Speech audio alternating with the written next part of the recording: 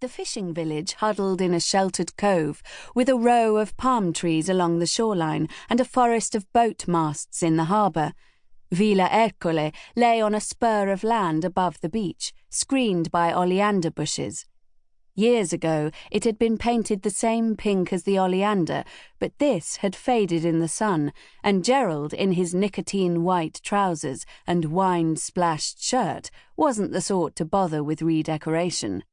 Alex had to swerve to avoid the potholes, and they could hear the suitcases sliding in the boot. They were coming for a month, as usual, but they didn't bring a lot of possessions. Who needed toys when you were running about outside, or several different outfits when you spent all day in a swimsuit? Besides, Gerald had sets of backgammon and chess and packs of cards and old scratched gramophone records for dancing. Jess and Alex thought his record collection antiquated and the sound quality poor, but this was good for Lily and Harry because no one was worried about wrecking them.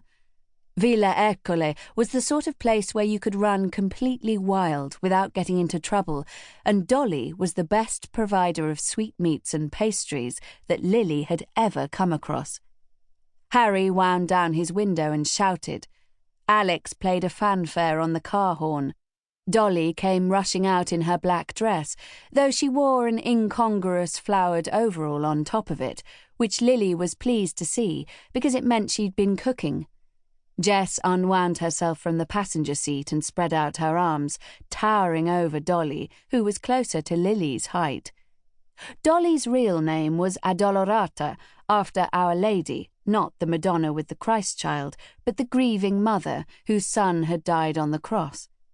Alex had nicknamed her, partly because she was small and chunky and full of treats like a bag of Dolly mixtures, and partly so that he could greet her with, "Well, hello, Dolly," as he did now.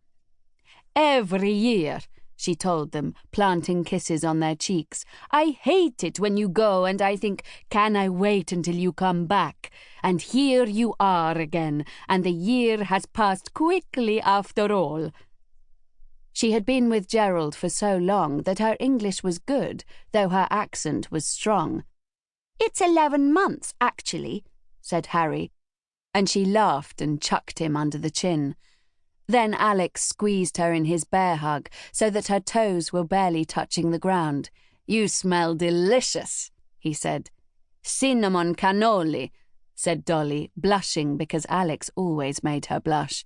It was a trick he had with people. They would open up to him like a rose unfurling its petals. That was partly why he'd gone into journalism. He could tease out stories. "For the children," she added. "For us too, I hope. Only had a plastic mini-meal on the plane." Dolly clucked her tongue and prodded the hollow below his ribs. Both Jess and Alex had supple, willowy frames. Their clothes hung on them in loose folds. Jess's skirt, made of a patchwork fabric in one of her own designs, drifted from her narrow hips. Lily was plump and sturdy, and her stomach growled at the prospect of cannoli. "Gerald napping as usual," said Alex.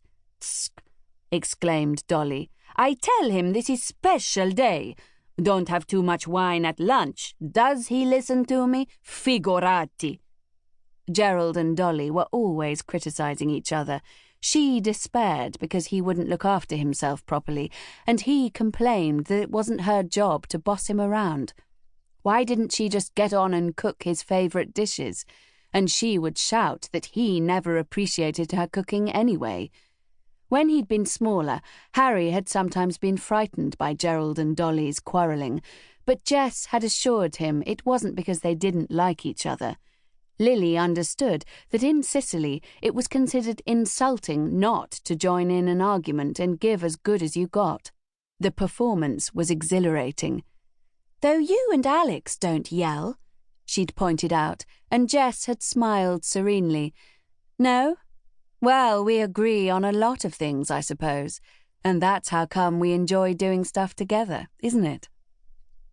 Lily's parents were not like other people's, and it wasn't only because they preferred to be called by their first names. She and Harry weren't parcelled away. They were consulted and included.